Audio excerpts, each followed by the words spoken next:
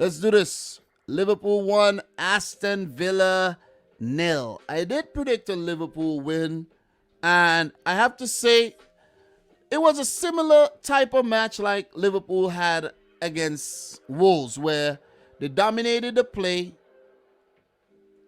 should have scored more, but ended up only scoring one.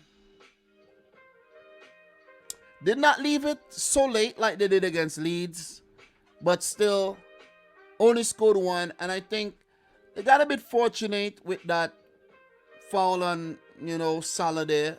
Tyrone Mings just brain dead. Like I really don't know what's going on with some of these defenders, I really don't. Salah got the quick feet. He got the quick feet, and you still got to lunge in with jeez, man. Jeez.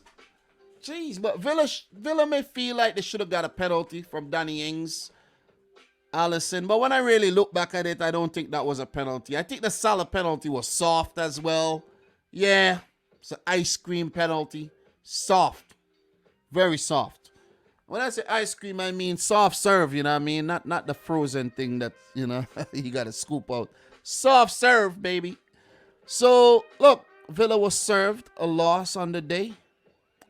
3 points for Liverpool as expected. My surprise at the beginning, Oxlade-Chamberlain started ahead of Jota. And he had Trezeguet and Ings returning to the bench. Buendia on the bench with Ashley Young and Jacob Ramsey starting for the Villains. Liverpool started brightly. A lot of possession in the game. Trent Alexander-Arnold had a shot blocked by Matt Target. And Salah with the nice dummy there to set up Trent. So it was good stuff. Good start. Very good start to the game for Liverpool. I got to sip some water though. I don't want to, be stuttering during the review of the game. So, pardon me. Tell the DJ to run back the track as well, DJ. Run it back. Let's go. Let's do this. 13th minute. Van Dijk got booked, picked up a yellow card there early on in the game. And you got to give Van Dijk the credit there for playing the entire, the remainder of the game with that yellow card as well. It's not easy as a defender to play with a yellow card for, about 70 plus minutes. So, 16th minute, Andy Robertson, he got a header from a Trent Alexander-Arnold cross that was saved by Emi Martinez, who was actually brilliant on the day. Oxlade-Chamberlain had a shot, 20th minute, went just over. I think Ox has been playing some good football lately, and I think that Klopp involved Oxlade-Chamberlain at the start so that he could really see his options when Salah and Mane goes to the African Cup of Nations. So you're probably going to see Oxlade-Chamberlain with Jota and Divock Origi up top. You could have a Minamino as well. And I've even been hearing things that maybe, who knows, you might see Trent Alexander-Arnold playing as a winger and Nico Williams playing as a right back. So we might be here thinking that Liverpool does not have a plan B and they need to sign a player in January or whatnot. Probably got what they need right in the team. Just take a look at it from another angle.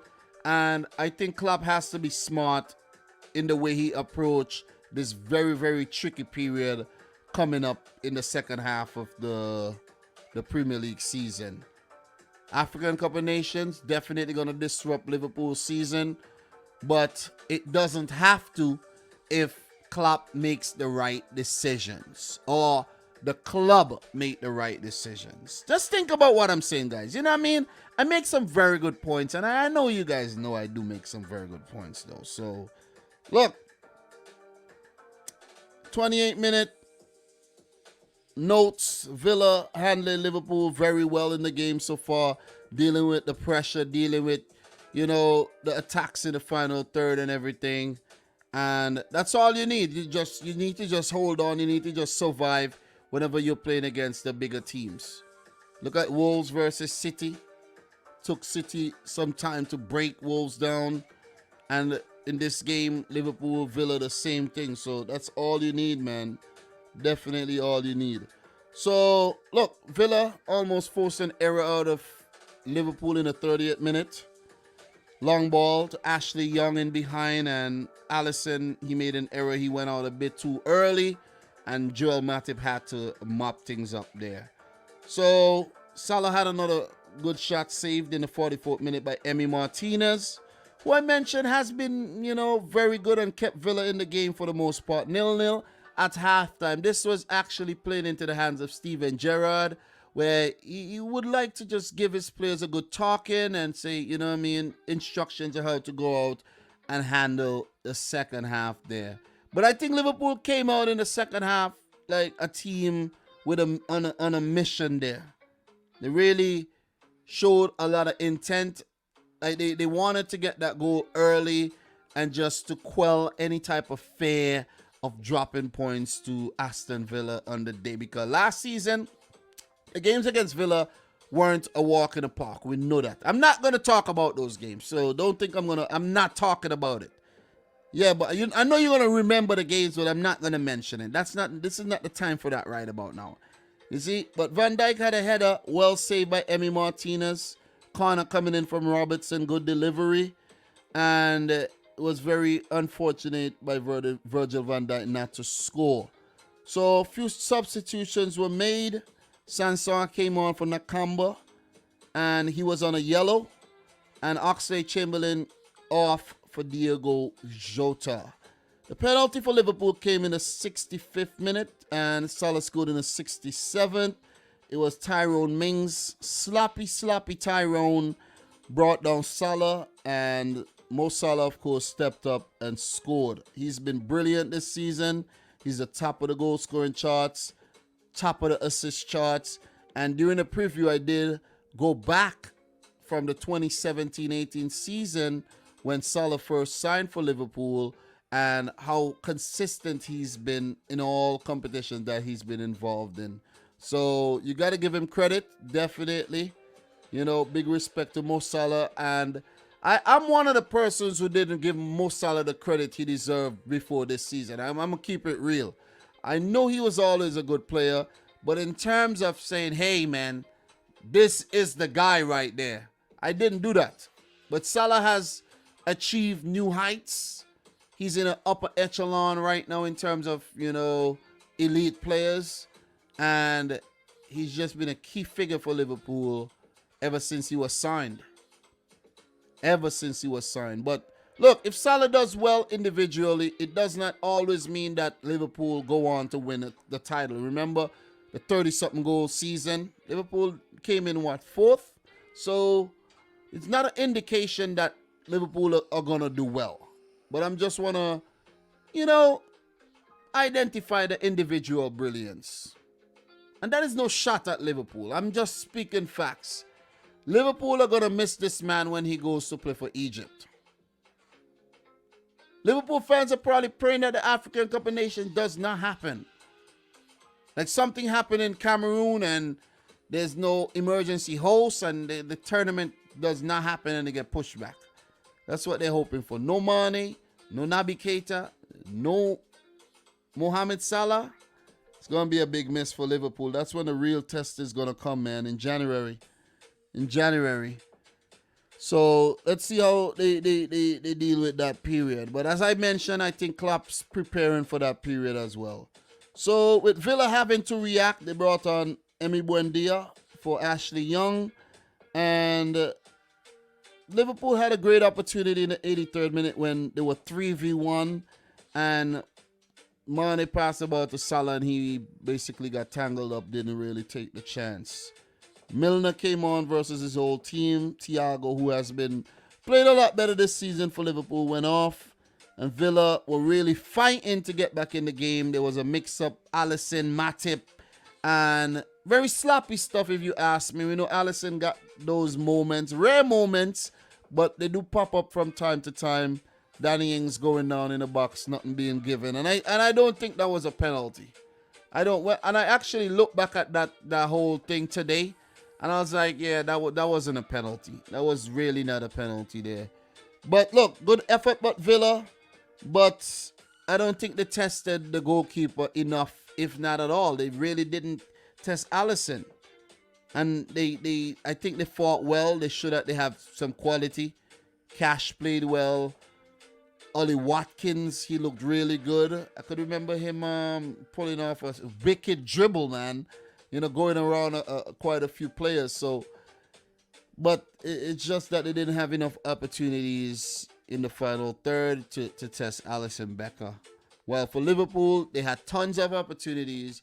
It's just that they didn't take the opportunities, or they were either repelled by Emi Martinez. So another narrow win, but they say a win is a win. Liverpool 20 shots, 5 on target compared to 4, none on target by Aston Villa. 63% of the ball. So they dominated. I didn't expect any other result, and that is exactly what happened. So there's also been some news that Aston Villa canceled training today because of a COVID breakout at the club. And I even saw Steven Gerrard watching the Burnley West Ham game that's coming up. They're playing one of those teams pretty soon. So there's also some other news that Man United group training was disrupted as well. Coronavirus, we have in this situation. Tottenham Brighton postponed, and there's been a game in the championship between QPR and Sheffield United that was postponed as well. So people be careful, man. This coronavirus thing is not going anywhere. It's popping back up in its numbers, and it could affect the league going forward. Hopefully we don't get no break in the league, and we get to see the football being played consistently until May. So look, a win is a win. As a Man City fan, I can't talk too much about this Liverpool win. I can't criticize it too much because the same thing that Man City did. We were very lucky. And I think I'm not going to say Liverpool were lucky, but the penalty, if Tyrone Mings could have avoided that brain dead moment that he had, it could have been a 0-0 affair. You see what I'm saying? Or you could look at it and say, Liverpool would have scored anyways because they would have always been hunting that goal and they would have got it eventually. There's many ways you could look at things when you're actually talking about these matches. But look, win is a win, the desired result achieved for Villa. Another setback, but Steven Gerrard and his boys got to keep their heads up because, look, you're playing the best teams in the league, Man City and Liverpool, and those are the only games that he lost. So, look, who do they have next? Better days are going to come, right? You got Norwich. You got Burnley to come. So, 6 points. 6 points. Game's not being played on paper, but 6 points for Villa. That should be 6 points. At least 4. At least 4. For Liverpool, their next game is against Newcastle. Should be 3 points. You see what I mean?